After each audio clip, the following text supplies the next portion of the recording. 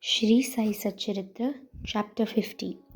Stories of 1st Kakasaheb Dixit, 2nd Shri Tembye Swami, 3rd Balaram Dhurandhar. Preliminary.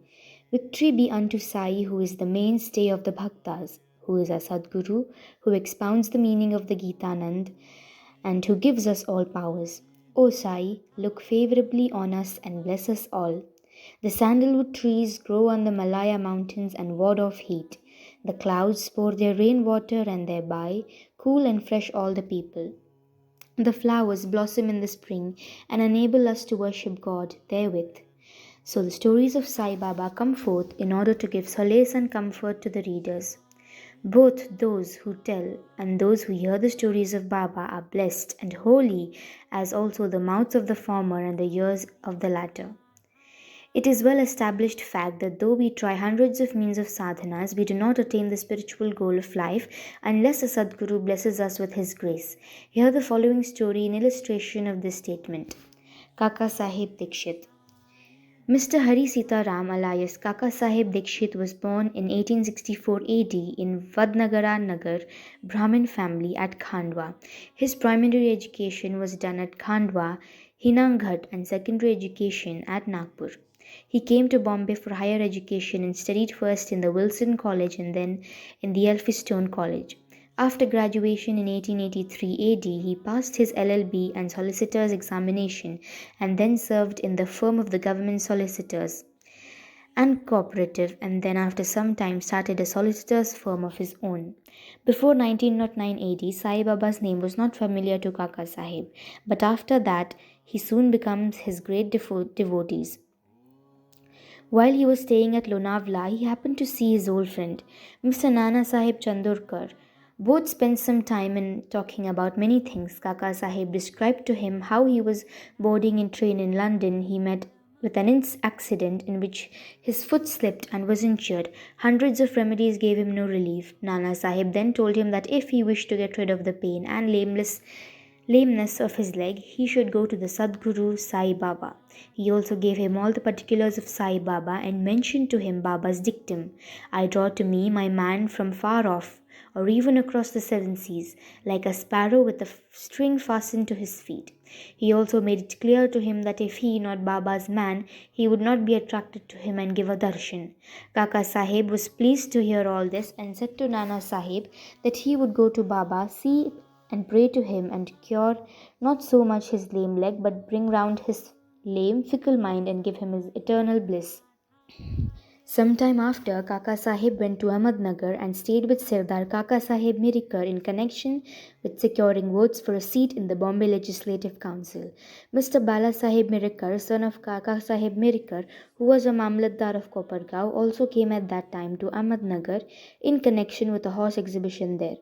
After the election business was over, Kakasaheb Dixit wanted to go to Shirdi, and both the Mirikars, father and son, were also thinking in their house about a fit and proper person as a guide with whom he should be sent there. There Sai Baba was arranging things for his reception. Shama got a telegram for his father-in-law at Ahmednagar stating that his wife was seriously ill and that he should come to see her with his wife. Shama, with Baba's permission, went there and saw his mother-in-law and found her improving and better. Kakasaheb Dixit and the Mirikars were also informed of Shama's arrival. In the evening, Shama came to Mirikars, who introduced him to Kakasaheb. They arranged that Shama should leave for Kopargaon with Kakasaheb by the 10 o'clock night train. After this was settled, a curious thing happened. Balasaheb Mirikar threw aside the veil or covering on Baba's big portrait and showed the same to Kakasaheb. He was surprised to see that he who was going to meet me at Shirdi was really there in the form of his portrait to greet him at this juncture. He was much moved and made his prostration before the portrait. The portrait belonged to Megha. The glass cover, it was broken and it was sent to Mirikars for repairs. The necessary repairs had already been made, and it was decided to return the portrait with Kakasaheb and Shama. Before 10 o'clock, they went to the station and booked their passage. But when train arrived, they found that the second class was overcrowded and there was no room for them. Fortunately, the guard of the train turned out to be an acquaintance of Kakasaheb, and he put them up in the first class. Thus they travelled comfortably and alighted at Kopargaon. Their joy knew no bounds when they saw their Nana Sahib Chandorkar, who was also bound for Shirdi. Kakasaheb and Nana Sahib embraced each other, and then, after bathing in the sacred Godavari river, they started for Shirdi.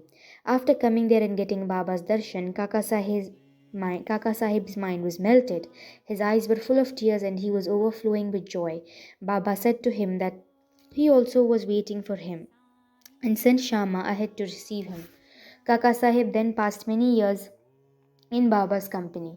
He built a vada in Shirdi which he made as his more or less permanent home. The experiences he got from Baba are so manifold that it is not possible to relate them all here. The readers are advised to read a special Kakasaheb Dixit number of Shri Sai Leela magazine. We close this account with the mention of one fact only. Baba had comforted him by saying that in the end he will take him in the air coach, Viman, secure him a happy death. This came out true. On the 5th of July 1926 AD, he was traveling in the train with Hemat Pant and talking about Sai Baba. He seemed deeply engrossed in Sai Baba. All of a sudden, he threw his neck on Hemat Pant's shoulder and breathed his last, with no trace of pain and uneasiness. Shri Tembye Swami. We come to the next story, which shows how saints love each other with fraternal affection. Once Sri Vasudevanand Saraswati, known as Sri Tembye Swami, encamped at Rajamahendri, Andhra country, on the banks of Godavari. He was a devout orthodox jnani and yogi bhakta of the god Dattatreya. One Mr. Punlik Rao, pleader of Nanded, Nizam state, went to see him with some friends. While they were talking with him, the names of Shirdi and Sai Baba were casually mentioned. Hearing Baba's name, the Swami bowed with his hands. Taking a coconut, gave it to Punlik Rao and said to him, "Offer this to my brother Sai with my pranam and request him not to forget me but ever love me." He also added that the Swamis do not generally bow to others, but in this case an exception had to be made. Mr. Punlik Rao consented to take the fruit and his message to Baba. The Swami was right in calling Baba a brother, for as he maintained an Agnihotra, sacred fire, day and night in his orthodox fashion, Baba too kept his Agnihotra, that is, Dhuni, ever burning in the masjid. After 1 month, Punlik Rao and others left for Shirdi with the coconut and reached Manmad. And as they felt thirsty, they went to a rivulet for drinking water. As water should not be drunk on an empty stomach, they took out some refreshments, chiura, flattened rice mixed with spice. The chiura tasted pungent, and in order to soften it, some suggested and broke the coconut and mixed its scrapings with it. Thirsty made the chiura more tasty and palatable. Unfortunately, the fruit broken turned out to be the same that was entrusted to Punlik Rao. As they neared Shirdi, Punlik Rao remembered the trust, that is, the coconut, and was very sorry to learn that it was broken and utilized. Fearing and trembling, he came to Shirdi and saw Baba. Baba had already received a wireless message regarding the coconut from the Tembye Swami and himself asked Punlik Rao first to give the things sent by his brother. He held fast Baba's feet, confessed his guilt and negligence, repented and asked for Baba's pardon. He offered to give another fruit as substitute, but Baba refused to accept it, saying that the worth of that coconut was by far many, many times more than an ordinary one, and that he could not be replaced by another one. Baba also added, "Now you need not worry yourself any more about the matter. It was on account of my wish that the coconut was entrusted to you and ultimately broken on the way. Why should you take the responsibility of the actions on you? Do not entertain the sense of doership in doing good as well as for bad deeds. Be entirely prideless and egoless in all the things, and thus your spiritual progress will be rapid." What a beautiful spiritual instruction Baba gave. Balaram Dhurandhar.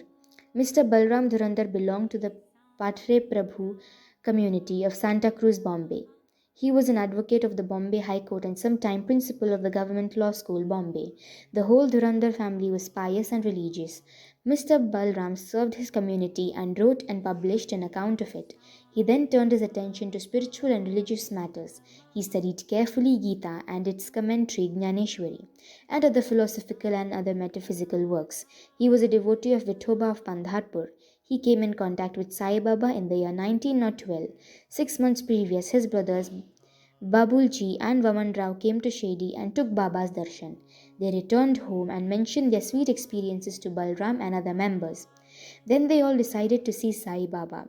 Before they came to Shirdi, Baba declared openly that Today, many of my Darbar people are coming. The Dhurandhar brothers were astonished to hear this remark of Baba from others, as they had not given any previous intimation of their trip. All the other people prostrated themselves before Baba and sat talking to him. Baba said to him, "These are my Darbar people to whom I referred before, and said to the Dhurandhar brothers, "We are acquainted with each other for the last 60 generations." All the brothers were meek and modest. They stood with joined hands, staring at Baba's feet. All the sattvic emotions such as tear, horripilation, choking, etc., moved them and were all happy. Then they went to the lodging, took their meals, and after taking a little rest, again came to the masjid.